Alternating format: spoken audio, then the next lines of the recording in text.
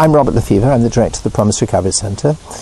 What we're hoping to do with these short clips is to help people to understand the nature of addiction and what can be done about it.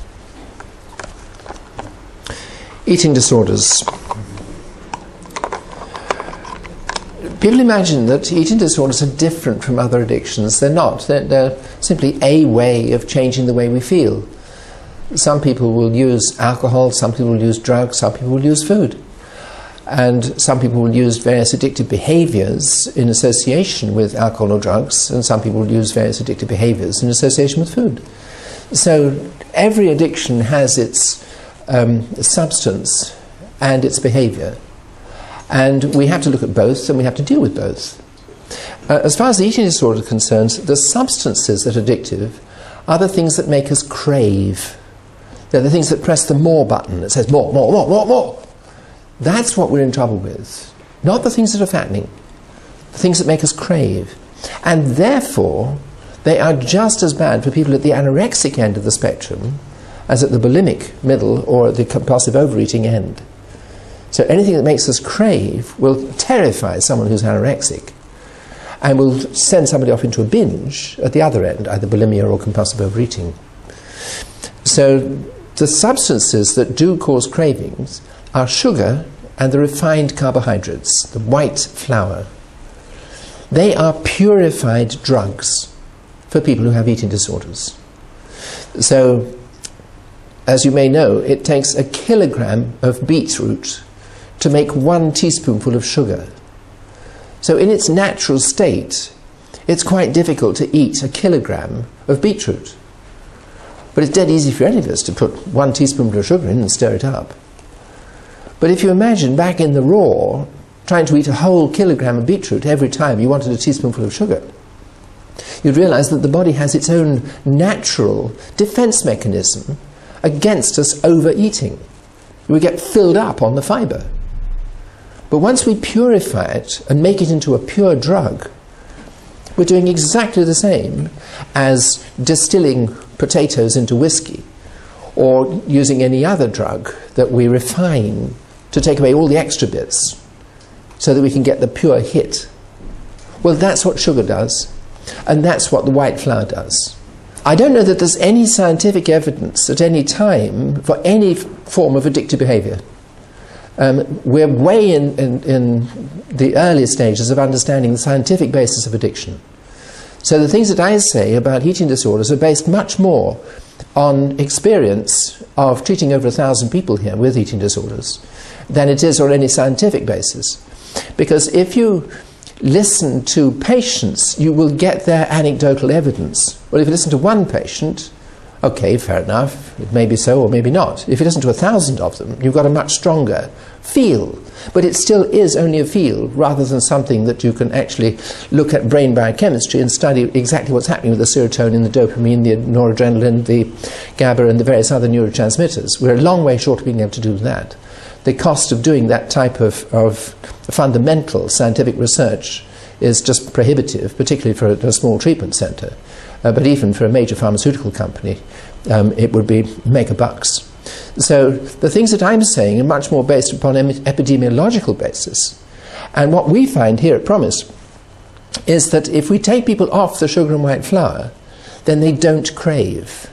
And they find that they can manage to cope much better with the challenges of daily meals.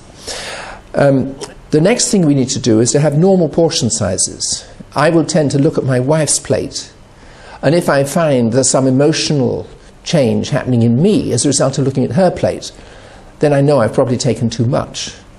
If I'm saying, how on earth could she survive on something as small as that? Then I probably need to swap plates with her and eat the portion that she chose rather than the portion that I chose, which might be a mountain. And I need to be careful to avoid extra things like added salt, because again I can dampen my taste buds so that I then can stimulate them to really crave via the salt. So there are all sorts of things like that, and I need 3 regular meals a day rather than constant snacking throughout the day. I found that I have to limit my meal times. Now, this is all epidemiological stuff that we learn from each other. And I learned from people who taught me, from, in Overeaters Anonymous and other treatment centres like Promise. And I brought these ideas over to the UK in 1986 in order to try to help other people who had eating disorders, same as I do. Now, the end result of that is nowadays I don't crave. Nowadays my weight stays the same. Nowadays I'm actually able to sit down at a meal and enjoy it, rather than feel that it's a major challenge, or feel that, I've got to eat for England, rather than just eat, just for hunger. In recovery, I discovered what hunger is. I didn't know before that. I used to eat because it was there, or I would eat because I was upset about something. But I never ate because I was hungry, because I didn't allow myself to be hungry. My secretary said to me once, "Do you realise you've just eaten my lunch?" I didn't know that. I would see a patient, then I'd go to the fridge and take something, and then I'd see another patient, I'd go to the fridge, then I'd go to the patient, I'd go to the fridge. I went straight through the fridge from left to right, straight through her lunch. Now that's pretty humiliating. At other times, I would, binge and starve and all the rest of it. My weight used to vary 50 pounds up and down. The most weight I've ever lost was 2 stone in 3 weeks, when I was on an absolute deliberate starve.